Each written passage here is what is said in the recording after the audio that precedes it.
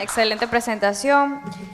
A continuación, el doctor Edwin Rojas, ortopedista y traumatólogo egresado del Hospital Santo Tomás, nos va a hablar acerca del codo del golfista, por qué y qué hacer. Les queremos agradecer a los expositores que realmente se han apegado bastante al tiempo que se les dio en el programa, a pesar de los problemitas técnicos que hemos tenido. Esperemos así se mantenga hasta el final del bloque. A continuación, el doctor Rojas. Ante todo, muy buenos días. Gracias por la invitación a todo el equipo organizador. Vamos a seguir hablando del deporte, quizás un deporte que no se practica tanto en Panamá, pero no necesariamente no está relacionado a otras deportes que hacemos. Vamos a hablar sobre el codo del golfista, por qué y qué hacer. Y esto lo vamos a comenzar. Vamos a comenzar este recorrido, como hablamos los golfistas, desde el tee de salida. Y el codo de golfista no solamente se le llama codo de golfista, lo podemos tener otros nombres, el codo del beisbolista, el codo del maletero, el codo del tenista de tiro indirecto.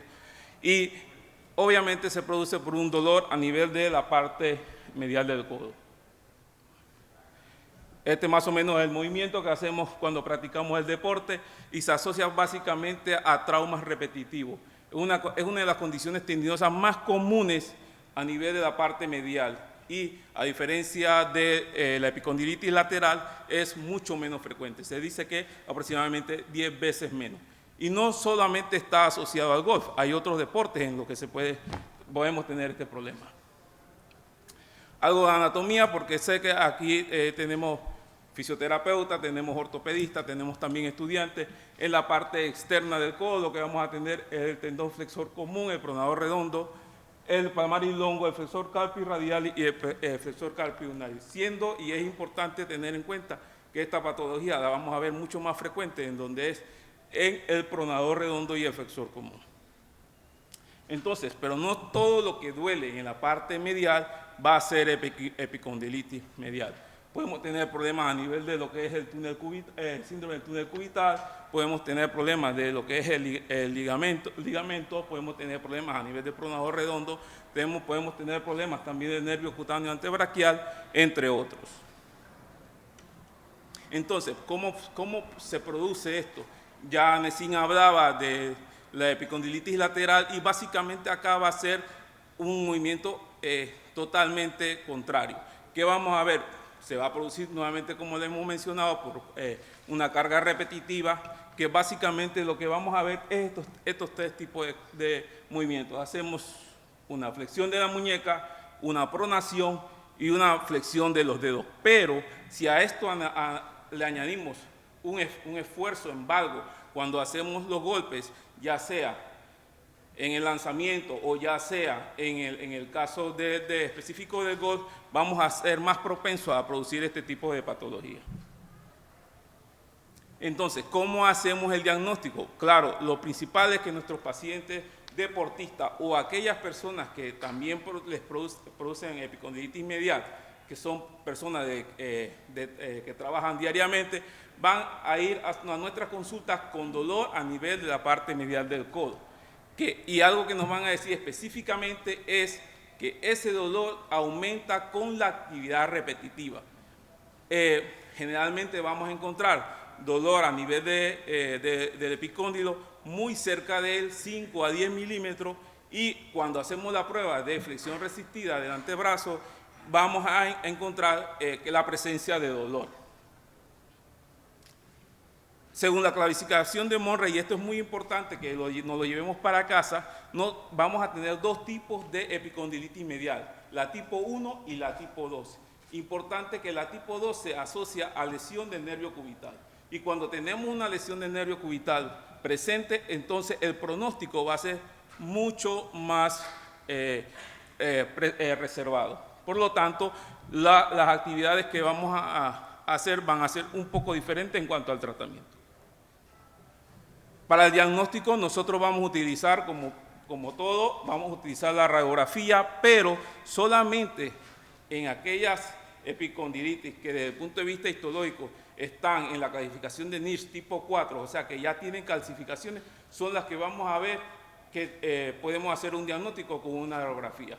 Hoy en día la forma de hacer diagnóstico es con la resonancia magnética, que es el estándar de oro, que básicamente si lo hacemos sin contraste podemos encontrar cambios a nivel, como vemos en las flechitas. Vamos a ver el apuntador aquí. Como vemos en las flechitas podemos ver un aumento a este nivel, en el caso del epicóndilo medial, que nos dicen que hay una epicondilitis. Pero hoy en día contamos con una herramienta diferente que ya en estos 2 días que hemos estado aquí se ha estado conversando bastante, y que es lo que nosotros trabajamos. ¿Y qué es el diagnóstico por ecografía? Es una modalidad muy rentable, la podemos hacer en nuestro consultorio, tiene una sensibilidad y una especificidad y valores predictivos muy altos, el 90%, y que vamos a buscar en una epicondilitis o básicamente en todas las tendinopatías que hemos estado hablando. Vamos a buscar áreas hipoecoicas o anecoicas que van a darnos a nosotros que es una degeneración del tendón. Y esto es una cosa que la resonancia no nos da.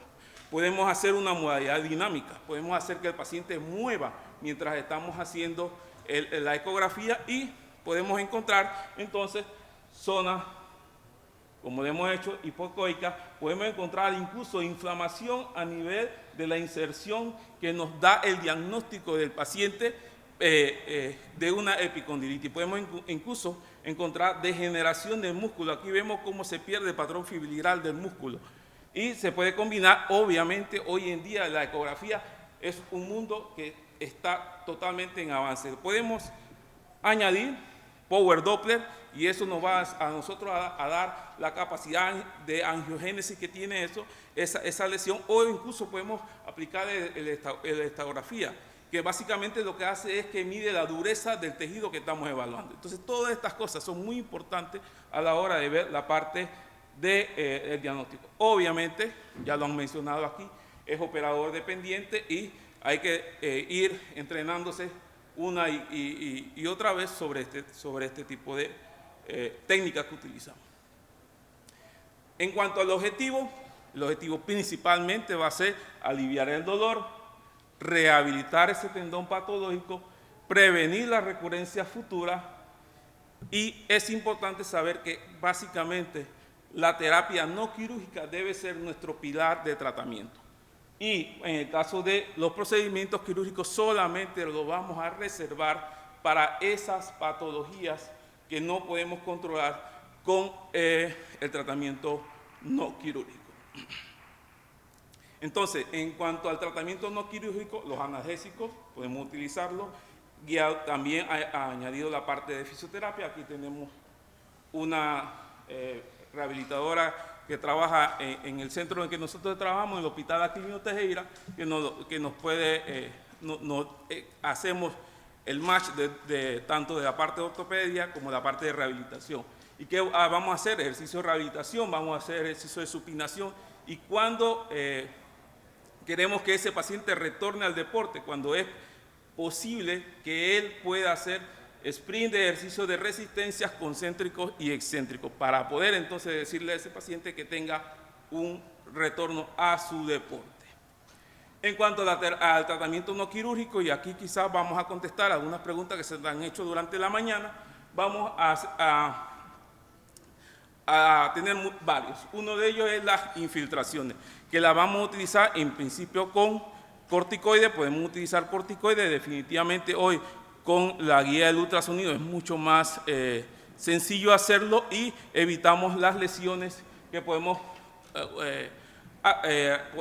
antiguamente podíamos hacer con el uso de los corticoides. No se debe ignorar los efectos secundarios de atrofia y problemas de tejido graso, y obviamente esto ya lo habíamos mencionado en las charlas anteriores, el uso en deportistas de alto rendimiento debe ser limitado. Sí se puede utilizar, pero lleva todo un protocolo. Hay que hacer los respectivos informes de por qué lo vamos a utilizar, y preferiblemente siempre dejarlo de una manera o dejarlo para otra instancia. Entonces, en cuanto a lo que acá habla mi amigo, mi colega, mi vecino, el doctor Yerinaldo Martínez, definitivamente Otro tratamiento son las terapias de onda de choque. Es de potencial en la parte de tendinopatía y como dice Can, actualmente la información todavía es limitada, es una alternativa cuando no podemos utilizar el corticoide y se usa el recomiendo de onda de choque en epicondilitis medial aplicando protocolos especiales. Y aquí es donde lo que Yerinaldo comentaba, que no es usar onda de choque por usar onda de choque. Tenemos que usar un protocolo específico para las patologías que queremos y obviamente bien diagnosticadas. ¿Verdad? Y aquí tenemos este artículo reciente 2019 donde dice que la terapia de onda de choque es una buena opción en el tratamiento conservador para epicondilitis medial en el caso refractario, así como ya se ha visto también en la epicondilitis lateral. Otro de los tratamientos que ya se ha mencionado aquí es el caso de las infiltraciones, también en este caso con PRP, que nos dicen que ha demostrado ser más eficaz a largo tiempo que las inyecciones de esteroides. Cuando utilizamos una inyección de corticoides de depósito, lo que vamos a tener es un alivio temporal, pero en el caso de PRP se ha observado que hay mejoría a largo plazo. Y lo que habían comentado también de la prodoterapia y contestando a una pregunta, aquí lo que hacemos es infiltraciones con dextrosa hipertónica.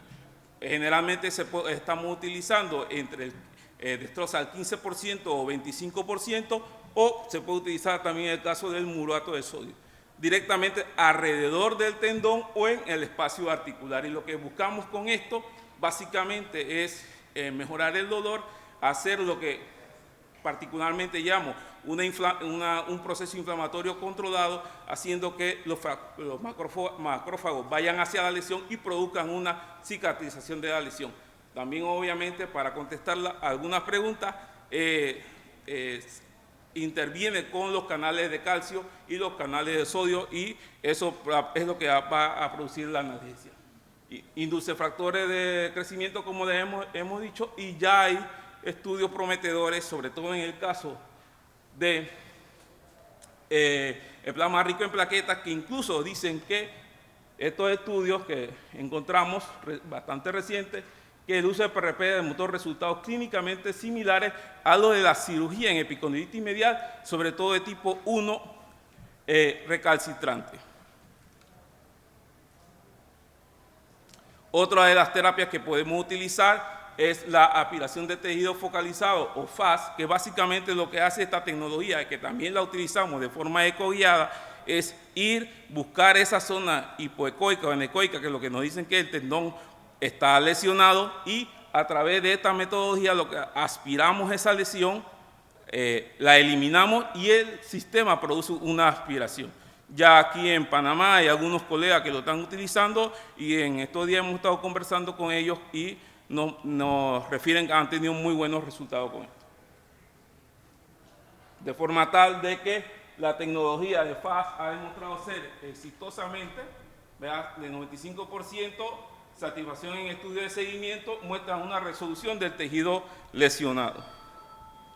Y ya prácticamente para terminar, si todo lo no quirúrgico no nos funciona, entonces tenemos la opción de la parte quirúrgica, que básicamente lo que podemos hacer son liberaciones percutáneas a nivel de los músculos del epicóndilo medial, o podemos hacer epicondilectomía medial. Y si el paciente está asociado a una lesión del nervio cubital, podemos hacer transposiciones de ese nervio para mejorar el paciente. Pero como ya hemos mencionado, tratamos de que esto sea nuestra última arma. Y como le hemos dicho que esto era un viaje desde el tee de salida, entonces tenemos la imagen que todos los golfistas queremos ver, es estar aquí en un par 4, ¿verdad?, en 2 golpes, hacer un buen approach y llevarnos ese birdie para la casa, y así espero yo que hemos podido dejarle ahí una semillita. Creo que en febrero vamos a estar hablando mucho de osteobiología y sé que hay muchas preguntas sobre esto. Muchísimas gracias por su atención.